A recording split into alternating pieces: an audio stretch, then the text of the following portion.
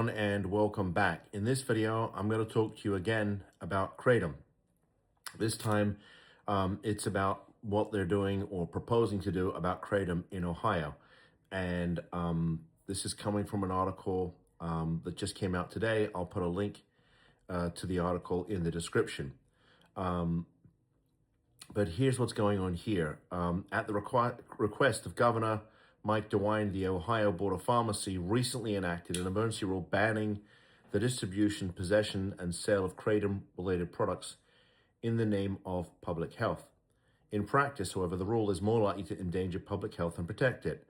So, as I've talked about in other videos, Kratom, this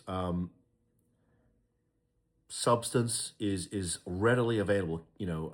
Young adults, kids are going to gas stations and buying this thing, and it's causing all kinds of problems related to mental health and things of that nature. It's not really that much different from what we're seeing, at least in our office, with this, quote, legalized marijuana. And it's causing all kinds of havoc. It's destroying lives. It's destroying families. And the sum and substance of this article is about some type of push to actually legalize Kratom, which I find, frankly, mind-blowing, to be perfectly honest with you. Excuse the pun. Unfortunately, decades of the failed, quote, war on drugs show that such bans rarely work. Instead, they push drug use underground, create black markets, and make drugs more dangerous, all while criminalizing users. Instead of banning Kratom-related products, Ohio lawmakers should regulate them to better protect consumers. Look, at some point, right, we want the government to take some action to do the best it can to keep our citizens safe.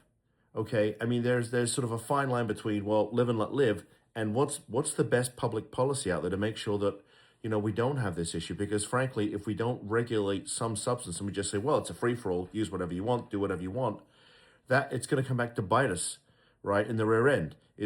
Because people are going to start getting funneled into the criminal system when they do silly things like getting arrested. It's going to start getting funneled into the mental health system because it's causing all kinds of mental health issues. And so at some point, somewhere, the state, whether it's Ohio, Florida, wherever you happen to reside, the state's going to end up paying for it, which means it's going to fall on the taxpayer to take care of this thing. If we're going to legalize Kratom, why don't we just legalize cocaine and heroin and all of these things? Why don't we just say, well, fine, let's just not ban any of this stuff. It'll get rid of the criminals, we'll regulate it, and we'll tax the bejesus out of it, and, the state will make money and we can use it to pay for other things. I just don't agree with that philosophy of legalizing things just because, well, it's the path of least resistance. Why don't we just legalize it and spending all this money on enforcing, laws to protect people and arresting people?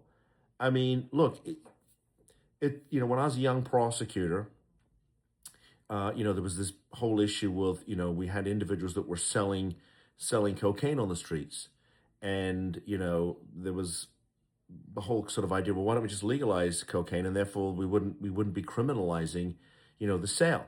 And my mindset was, well, where do you draw the line? Where do you draw the line? I think it's about education. We need to educate people. This stuff is bloody dangerous and can really damage their brains.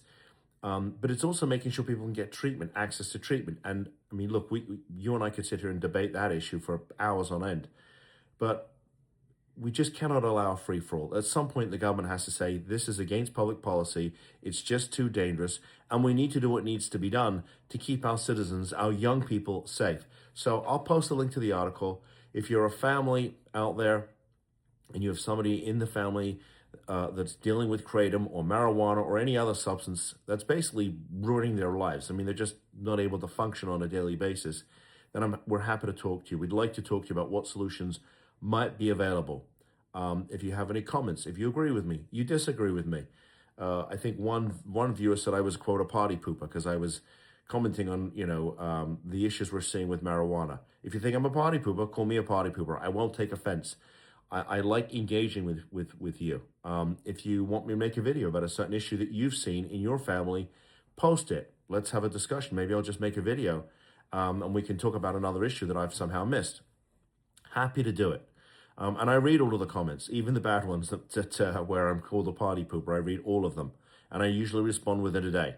If you like this content, please give me a thumbs up. My web people tell me it helps.